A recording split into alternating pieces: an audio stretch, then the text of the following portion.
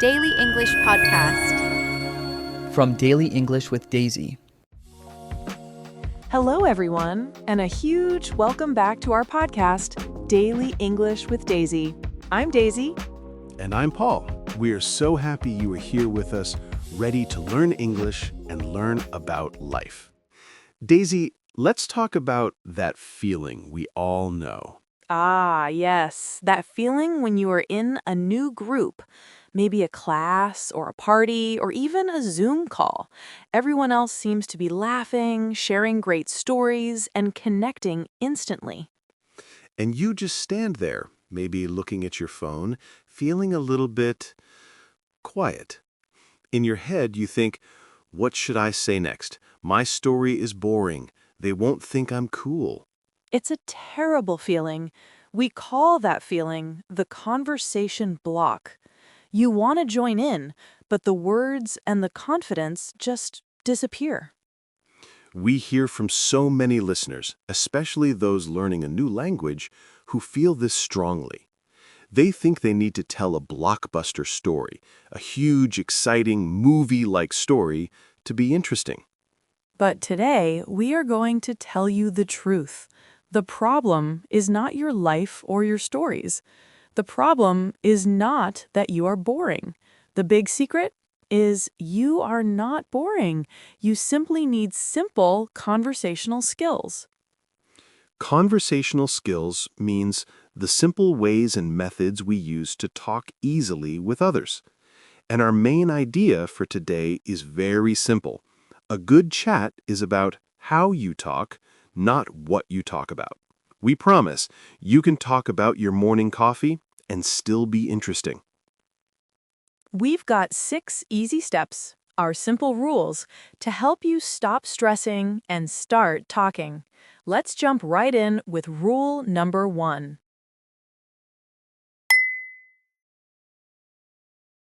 Rule number 1 is all about your attitude before the chat starts. Stop making it a big deal. We call this lower the stakes. Lower the stakes means to make the conversation feel less important or less stressful. For example, Paul, before a meeting, do you spend 30 minutes in your head planning exactly who you will sit next to and what you will say first? Oh, I used to. I would plan every small move. I thought if I didn't say the perfect first sentence, the whole relationship would be ruined. That felt like a huge, important, one-time test. And that pressure is too much. It makes you nervous before you even start. Instead, we want you to think of every chat as trivial and often. Let's break that down for our listeners. Trivial means small and not very important. Often means it happens many times. When you meet someone new, tell yourself, this is just a small, simple moment. If it goes well, great. If it doesn't, no problem. I will meet many, many people today, tomorrow, and next week. It happens often. So the pressure is gone. It's not the only chance. It's just one of many small chances. This makes me feel much lighter already. Exactly. And that leads us to rule number 2. Don't put all your confidence in one place. This is about diversifying your identity. Diversify means to have many different things or interests. Paul, if you only believe you are good at running and then you lose a race, how do you feel? Terrible. My whole day is bad. Yes, your confidence is only in running. But if you also know you are a great cook, a good friend, and a strong language learner, losing the race doesn't feel so big. I see. So don't let a simple conversation be the only thing that makes you feel good about yourself. Right. If you talk to someone and feel awkward, you can still know, I am a good person because I have a fun hobby, I help my family, and I am learning something new. You have many good things about your identity. This strength makes you feel naturally calmer when you talk. So let's stop planning the perfect conversation and start building the perfect attitude. Let's move to rule number 3. Stop the bad self-talk. This is about framing. Framing is a bit like putting a picture in a physical frame. It means how you set up an idea in your mind. It changes how you see the picture. When you are nervous, you constantly use negative self-framing. You think, I am boring. My English is bad. I have nothing special to share. And when you use that negative frame, how do you sound when you finally speak? You sound nervous. You sound exactly how you framed yourself. The goal is to first stop the negative framing. Don't say those bad things to yourself anymore. And then we try for a simple, positive frame. What should our listeners say to themselves? Something easy. Try this. I am a kind person. I am a good friend. I am here to learn and listen. Or simply, I am ready. You don't need to shout it. Just think it calmly. That's much easier than trying to tell yourself you're the funniest person in the room. Absolutely. And that leads us to the heart of rule number 4. Believe that you are the interesting thing. That's a bold statement, Daisy. It is. Many people think they need the crazy stories. They think they need to talk about hiking a mountain or meeting a famous person. But listen, you are the interesting thing, not the topic. Give me an example of how that works. Okay, you could talk about watching TV last night. If you say, I watched TV, it was fine.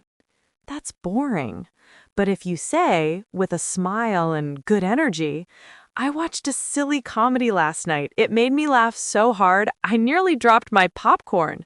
Do you ever watch silly things to relax?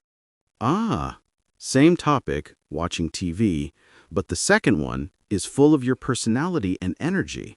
Correct. The confidence and fun comes from you, not from the show you watched. If you wait for an interesting life event, you'll be waiting on the sidelines. Your life now is enough. Let's move into the conversation flow with rule number 5. Don't push the attention away. We call this Stop Deflecting. Deflecting means to quickly push attention or focus away from yourself to the other person. It happens when someone gives you a compliment or asks a personal question. This is a big one. When someone compliments me, my first instinct is to compliment them back immediately. Scenario. Paul says, Daisy, your English sounds so confident today. What's the common nervous answer? Oh, no. Your accent is much better. What about you? You deflected. You didn't receive the nice words. The simple, confident answer is, thank you. That makes me feel great. And then you can smile and let the conversation continue. So, by stopping the deflection, I show that I am comfortable being seen and recognized. I am being myself, not trying to be the most likable person. Exactly. And this leads directly to the final rule for a good flow. Embrace the pause. Embrace means to accept something happily, and pause is a short stop in talking, a moment of silence. We hate silence. We think silence means failure. But silence is just thinking time. When you worry about the silence, you panic and start thinking, what do I say next? I must fill the gap. And that panic stops you from being present. Present means focusing completely on the conversation happening right now. When you're thinking about your next line, you miss what the other person is saying. So, if I ask you a question and you take 2 seconds to think before you answer, That's wonderful. It shows you are thinking carefully. A pause can show deep thought, shock, or simply relaxation. So the goal is stop asking, "What do I say next?" and start asking, "How can I be more comfortable right now?" Being comfortable means accepting the silence, accepting the simple questions, and accepting that you are a good person, no matter what happens in the chat. Paul, this was a great set of rules. Let's do a quick final review for our listeners to help them remember everything. The 6 steps to better confidence in conversation are: lower the stakes, think trivial and often. No single conversation is a final test. Diversify your identity. Know that your worth comes from many things, not just how well you talk. Stop negative framing. Remove the bad self-talk and use simple, positive words. Believe in you. You are the interesting thing. Your energy is more important than your topic. Stop deflecting. Accept compliments and allow yourself to be seen. Use give and take. Embrace the pause. Silence is okay. Be present and focus on the person you are with. That is the confidence code. We hope this helps you feel more relaxed and happy the next time you have a conversation, whether it's in English or your own language. Thank you so much for spending your time with us. We really love making these podcasts for you. Yes, and if you found these simple rules helpful, please show us some love. Take a moment now to like this episode in your podcast app. And if you know a friend who is also nervous about talking, please share this episode with them. It might be exactly what they need to hear. Most importantly, if you want more great content like this every week to help you practice your English and boost your confidence, please subscribe to Daily English with Daisy. We look forward to talking to you again next time. Bye, everyone. Goodbye for now.